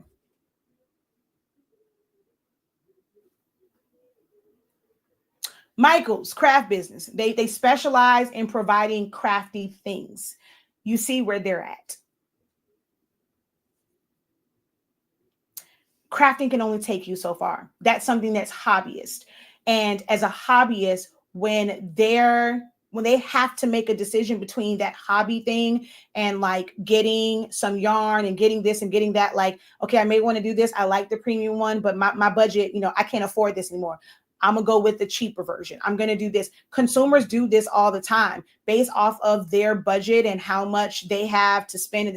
You can lose customers who are just regular consumers, right? There's no attachment to them. They don't feel a need to be able to have to purchase these things for the growth of their business, right? Hey, if I want to stop sewing today, I'm just going to stop sewing today. Who cares? I got this sewing machine. But somebody that is in business, they need these different supplies. So it's like, oh God, I really wish I was able to speak to someone, because their whole thing is craft, which is hobbyist. They're going to lose money. But if Joann's was to switch to more of a wholesale model when it came to certain things, and they became like the Jiffies, the SNS, the Alpha Brodas, and this, that, and the third, to where they moved away from retail and they became wholesale or bulk selling like these places, they would still be in business. Maybe not have like you can have brick and mortar. They may have to like scale back on them, but businesses are always looking for places they can buy stuff wholesale, like for last minute stuff, and be able to go in there. I really feel like if Joann's would have shifted from their main priority just being the hobbyist and the person that just wanted to craft and create some things, and they really catered their stuff to bringing in things that were for businesses, if they focused in on bulk and not name brands, they would still be in business, because people in business are going to make these purchases because they need to buy it in order to make money, right? For those who are still making physical items. So craft, look at them. Y'all better stop. I'm telling you. You got to change your mindset. You got to start thinking business, right? So I put that in there, but I was very strategic in how I allowed ChatGPT to put that, where it's a crafter in business, but not a craft business, because you have to change your mindset. But with all of that, designing, if you have to really make a decision in this business thing, like if you're in this for business, if you just want to sell something, you have a heat press, you have a printer, you have a cutting machine. There are companies where they're not designing anything. They are a print shop. They're going to take the design that you created and they're going to just print it. They're going to take the design, they're going to take your logo, it's going to be digitized, they're just going to embroider it. They don't have to worry about creating your artwork for you. And these are thriving businesses. Just because you have a heat press, just because you have a printer, just because you have some sort of cutter does not mean that you have to be a designer, because you can go off of what other people are giving you. But what you do need to know how to do, none of these things work. A printer does not work without you knowing how to properly send that file to a printer. The cutting machine does not work if you don't know how to properly set up the file. A heat press does not work if you can't then set that file up properly in that design program, make sure it's sized right, make sure that it's, this, that, and the third, and then for you to send it to that printer to print it out to then go and heat press it. You can't heat press if you don't have that file set up properly to cut that HTV to then go and press it. It doesn't matter that you have the best pop dots from the craft print, which I just got some. That's what I made my 3D topper from. It doesn't matter if you have the best dimensional squares and double-sided foam tape. It doesn't matter if you're using the best glue. You have the best glue gun ever. It doesn't leave strings. It melts really, really well. You can use it and it's smooth out. That does not matter if you cannot get that design from out of your head, somebody else's head, and it has to go somewhere on a computer or sometimes the phone. And even then, that's kind of, I know y'all think that's convenient, but in this business, you need to have some sort of computer. It has to go there. And then you can't be lost in the sauce on what do I do then? You have to know how to work these systems. It is important. Even if you have a template, because you guys have questions like, what size do I make this for a shirt? What size do I make this for da da da da da da da? When people are making templates, they are usually designing these templates based off of how they used it, right? Because this is what now is being taught. Oh, well, you're creating it anyway. Make money on the side. You're going to use it for whatever it is that you need it for this party, for this, for this, that. We'll take that file, now make it to where you can just go ahead, drop that on a platform. You're going to sell that as a template. You're going to sell that as a design file, as an editable design file. So this is what people are being taught. So they're designing it for something very, very specific. Now, once you get that file, because you're like, oh, I hit the jackpot. I'm not going to have to do no work. I'm about to bang this out. Boom, boom, boom, boom, boom. You go and you get this file and it's like, this don't fit. You don't know how many posts I see where it's like, I got this file, but it's not working. Can somebody make this fit a 20-ounce tumbler? Do y'all not know how many 20-ounce tumblers there are? They are not all created equal. Some are slightly bigger. Some are slightly taller. Some are shorter. They are not all created equal when it comes to these 20-ounce tumblers. Some are tapered. Some are straight. They're not all created equal. But you're going to get this file. And because they're not going to go and make this fit every single type of tumbler, you then need to know what to do in your design program to make this fit this particular tumbler. Right now, we're in grad season. I could literally pull up from this pile that I have at least 3 to 4 different sizes for stoles. Different stoles. They're not all created equal. Some people are going to create this. What did they create this template, this design file based off of? I see a lot of people do stole designs in squares. And a lot of their design elements are on the edge. Well, if you now go and press this and you have the style where it curves, guess what's going to get off? You're going to be looking at a store where it's going to be somebody half of their face. It's going to be like this. If you go and you're designing it and you don't have the proper template, you're not going to know where to position things at. I see so many stole files because that's what we're in right now. And I cringe. And I want to say something so bad, but this community, this industry, when you call things out, I don't want that negative energy. Oh my gosh, she always I'm trying to help you out because why do you have this? Like you have people who, because it's so easy to just create something. Don't get me wrong, they have a good eye. And because they're great with putting designs and putting elements together, they think that they are an awesome designer. And you're not because you did not think about proper placement. So there's a lot of people that are creating these files for stoles and for different things, and they're not thinking about the size of it. You can, if you're not creative like with putting it together, you can get these files, but you need to know how to design to some extent to make this work for whatever it is that you have. Okay. Because they will go and they will design it and then it's not going to fit. I see so many of them. They have, the template and you know how it has like the little part here. They got a face like right there. That's going to end up here. Who going to see that? That should be negative space. That should just be color filler, background filler to go around your neck, unless you're doing something like I did somewhere. I strategically put words on the back of it. So they split the hair if it's a guy. From the back, you can fully read that and you have to reverse that. You can't just put that on there. So it is reversed so that when they put it on, it's going to read the right way. That's a certain way that you have to design. But when someone's putting a picture right side up, like everything is kind of, the same way, and it's at the top, that's going to either be in the back. Their head going to be like, ooh, make sure my wig don't fall off, child. Their head is going to be back on the back of your stole, or it's going to sit here and no one's going to see it. You have to take the time to understand design. If you're wanting to do this and you're providing custom things for people, you need to understand how it should be properly set up.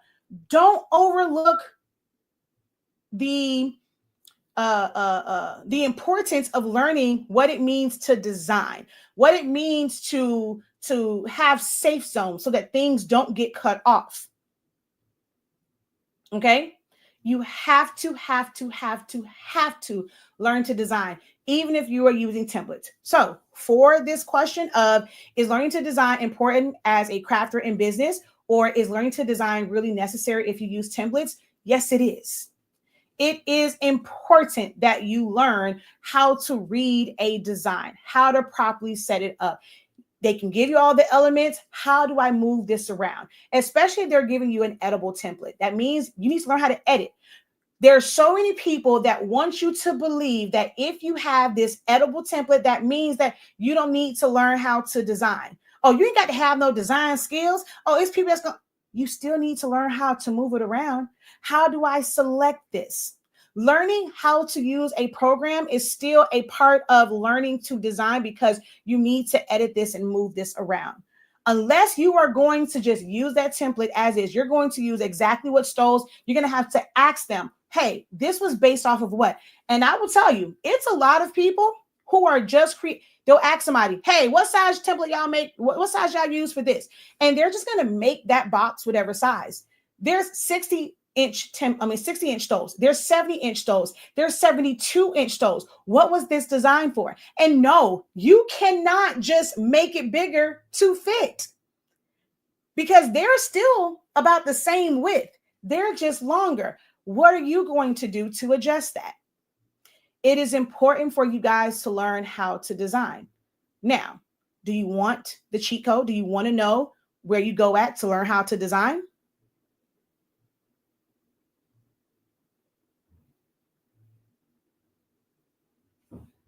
So someone says, learning the behind the scenes first, and it takes time. You got to measure, but then you will not learn if you're not corrected. But see, people don't want it. They don't want to be corrected. I am finding this out. They don't want to be corrected at all. Um,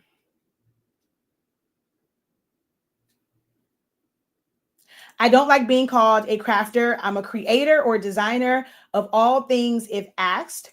OMG, I love the bleed substrate and safe zones that you teach. Saves a lot of my designs. Yes. I should have asked about that technique about the stole on the design class last night. Well, and yeah, I and see you and Akeisha, you know, right? That my original thing what for that was to literally have a session every single day, like to have office hours because everybody isn't available. My ultimate goal is literally like I'm on here, right?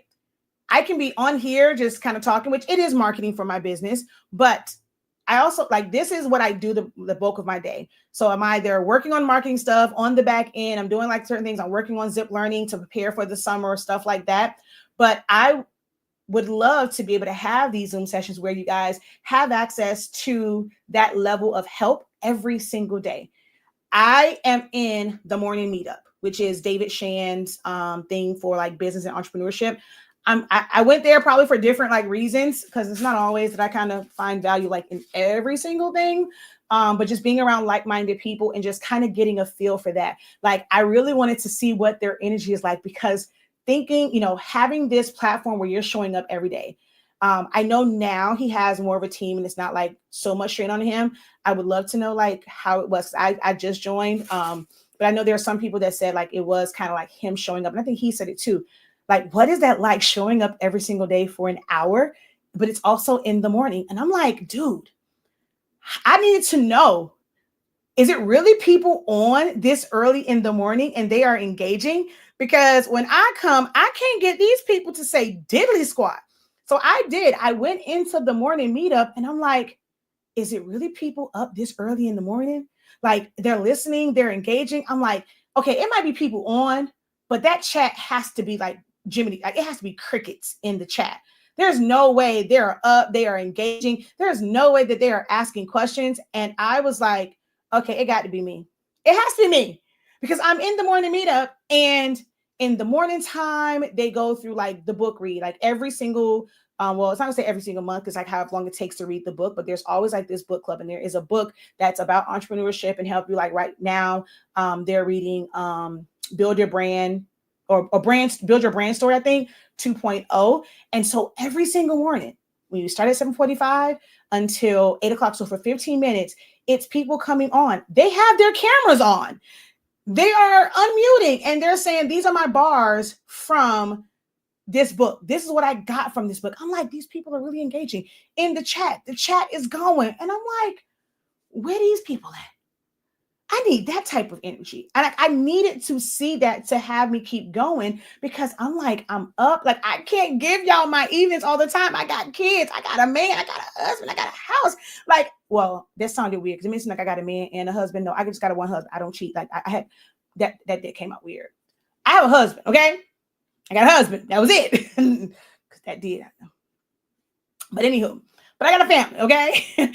I have friends. I want to be able to go out. I want to be outside sometimes. So I can't do everything in the evening, everything on the weekend. And I'm like, how are they getting people to show up? He has the biggest entrepreneur like community, like that's what he's trying to build, like the biggest entrepreneurship community. Okay, are people just watching the playbacks? Like, are they? And every single morning, we're talking 160, 200 people, 218, 220 people every single morning. And I'm like, how are they doing this? I would love to be able to show up every single day and provide value every single day to a paid community. Not just those. We were paying $98 a month, 97, 98, somewhere in there, damn near $100 a month. But people are showing up. And I'm like, I needed to see that this was possible because I'm like, here I am. You folks don't say nothing, okay? They always, I'm at work. What? How y'all on here? Like, what is going on? So I needed to be able to see that. But Quisha, like, I would love to be able to have that session where today I could have answered that question for you. Like, I would love for that to be the case. But anywho, it's important, guys, to learn how to design. Don't just rely on templates. They are great. They can be time savers, but you also have to make sure that they work for whatever it is that you're using. Last night in Creative Lounge, that session, there was a participant that had a question about doing the foldable fans. And I have some, right? But all the ones that I've ever used are the ones with the black outline to it. So it's easy for me to measure the white part. And then when it comes to like the safe zones, so we had to walk through, okay, and I'm asking the questions. Is this the size of like the whole thing? And so some people will end up thinking, well, it's all white, I'm going to sublimate it anyway. But you still have to think about where designs are going to fall at on the seams. If it shifts a little bit, will you end up with white? So no matter what, you still need to have that bleed. Now, if it was someone who had the ones with the black outline, because you can't sublimate to black anyway, that's somebody that could have just done the regular size circle, because that area for the black would be the bleed for the white part. Does that make sense? But when it's all white, the dynamics of it changes. So now you need to put an additional bleed on it to make sure that it goes to the edge of that fan, because it's all white. But there's also a wire, because that's how it twists. So you need to now do a safe zone, not from the edges, because normally your safe zone, like we have the one with the black edges, it's from the white part, and you want to bring that in. But this is something that, she learned that through showing up to this and learning about proper design concepts. Because the worst thing in the world is to go in to create something and the design is great, you print it out and it's the wrong size. Even though paper doesn't cost that much, ink doesn't cost that much, your time is very valuable. And you're like, oh my God, now I got to go back in here, redo this, then reprint it out. And now you're worried. So you're printing it out multiple times, like, okay, well, I don't want this to happen again. So you will print it out. You're going to go and see, and then you go and you press it and something is off center because you did not understand design. Guys, I cannot stress it. If you are somebody in the creative space, you are making handmade things. If you are not going to take that thing and use it as is, if you're not using exactly what they used, and hopefully they use something to create this from, because like I said, a lot of people just kind of measure it. Okay, it's this wide, and they just go to designing. They don't care about placement. They're just making a box and designing in that. Unless you are using whatever they used, or you don't really care about where you need help. Trust me, you guys need help with designing. You need help understanding how to properly set these up and how to do it within these design programs. We have the Creative Lounge. We're trying to get to a certain number of people so that we can go back to where you guys will have access to ask those questions every other day, if not every day, to be able to help you in real time. We have design classes that will break this down for you. So our creative business like design course, or our crash course in designing, breaks down things like this: how to make something look far away, close, knowing about shadows, how to add dimension, things of that nature. You need to be in some sort of design class and understand composition, layout, things of that nature. YouTube is great, but YouTube is normally showing you, hey, it's just this. They're not giving you the real inner workings of design. So even if you're working with templates, we're actually going to do a series where we're going to take pre-made templates and really show how to rearrange them, make them work for different things, so that you're saving money on all of the elements and you can just repurpose it. But you need to be in the room to gain that experience if you want to take your business to the next level. And how you guys are, I want to service everybody. If you're trying to service everybody, you need to learn how to design for everybody. So make sure that you click the link, head on over to our website, learn.365creativeacademy.com. Get into the room for the Creative Lounge. If you want to know more about the business side and you want more of those business gems to make sure that you are making money. There are those who joined our program and they were like, I don't know if I'm gonna be able to pay for this, but what they're learning from it, they have come to realize this is too valuable information. They're learning so much to make their business run so much smoother. And they have been able to adjust their pricing, their mindset to where they've been able to sell things to ensure that they are able to pay for it every single month like clockwork. Okay. So we invite you to join our programs: Creative Lounge, Creative Business, You can also check out all of our old playbacks. Don't sleep on them. Don't feel like, oh, well, that was in 2022. That was in 2021. The way that I teach timeless concepts. These are things that from the beginning of design until forever, these will be things that you have to know. Don't sleep on them. Create a schedule for yourself. Make yourself a priority. Okay. I'm finding that to be a really big issue. It's like we're just focused on the here and now. Okay, I want to be able to do this real quick. Like, you think of templates as, okay, I can do this and I can quickly make money, but you're not making your growth a priority. You have to learn these things if you truly want to scale. You're wanting to leave your job and you're wanting to service all these people. The worst thing you can do for yourself is try to do it while you're in the midst of it. That is the most frustrating thing. You're going to end up working yourself. You're going to work yourself into a hospital. Ask me how I know. Heart attack at 42. You want to learn as much in the beginning to help you on the back end and just make it a seamless process. And design is one of those places where you start at. Okay. So until next time, because I don't see any questions, I'm going to get out of here. So until next time, have a great one. Continue to unlock your creativity. Visit the website. We do have paper there, guys. Now, when it comes to the ink, we have only cyan, yellow, and black. The magenta will come back, but it won't be during the closeout. Once we put magenta back on the site, it will be once we are back into regular pricing and VIP pricing.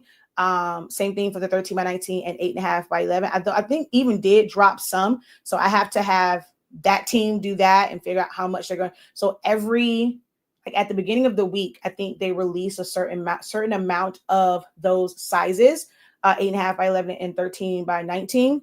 So you got to catch it when they release it at the beginning of the week. You got to catch it. Okay. If that's something that you want, make sure you go to the website, you click on 13 by 19 and click where it says notify me when it's in stock. And the moment that team goes in and they restock it, you'll get notification. Make sure that you're reading your emails. You're opening your emails from us. You're on the lookout for that. If you know that you need that 13 by 19, that way you can scoop it on up. All right. Until next time, have a great one. Continue to unlock your creativity and be incredible. Peace.